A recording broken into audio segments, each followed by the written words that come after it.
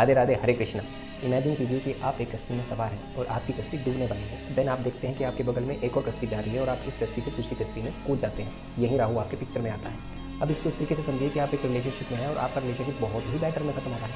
तो आप क्या कर रहे हैं, आप उस रिलेशनशिप से कूद के दूसरे रिलेशनशिप में चले जा रहे हैं विदाउट उस पेन को फील किए, विदाउट उस पेन से हील हुए।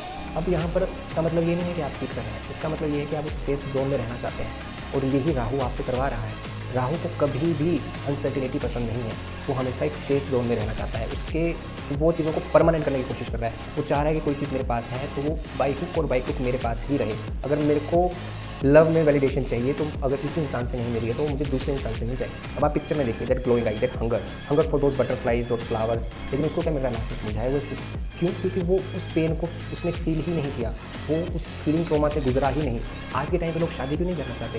वो डरे पड़े हैं कि हमें दोबारा से वो पेन ना हो जाए। वो चाहते ही नहीं उस पेन को फील करना। तो इस वजह से अगर वो किसी रिलेशनशिप में जाते भी हैं तो वो भी वैसे ही खत्म हो रहा है। अगर अगले में जा रहे हैं तो वो भी वैसे ही खत्म हो रहा है और वो एक लूप में फंसा हुआ है।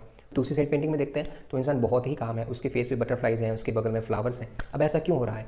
वो इंसान एक कश्ती से दूसरी कश्ती में कूदा ही नहीं, वो इंसान सीधा पानी में छलांग मारी उसने और वहाँ पर जाके उसने तैरना सीखा। उसने उस पेन को फील किया और वहाँ से हील किया उसने अपने सारे के सारे वॉन्ट्स। और देन उसने अपने ऊपर इतना वर्क किया कि उसकी एनर्जी बहुत हाई हो गई। और कहते हैं ना कि when you work on your self then everything start following for you. इसी वजह से वो बटरफ्लाइज उसके पास आके बैठी हैं, इसी वजह से वो फ्लावर उसके पास आके बैठे हैं, क्योंकि उस इंसान ने खुद पे वर्क किया। आज वो इंसान ग्लो कर रहा है। आपको ये पेंटिंग यहाँ पे क्या इंडिकेट करने की कोशिश कर रही है? ये पेंटिंग आपके सबकॉन्शियस माइंड पे इफेक्ट डाल रही है that you should work on your self first rather than hunting, rather than chasing anybody, rather than chasing anything in life. आपको अपने ऊपर काम करना है, अपनी एनर्जीज के ऊपर काम करना है, then you will eventually get everything in life. So let this painting heal you first. If you want this painting, contact details are in the description and in the bio.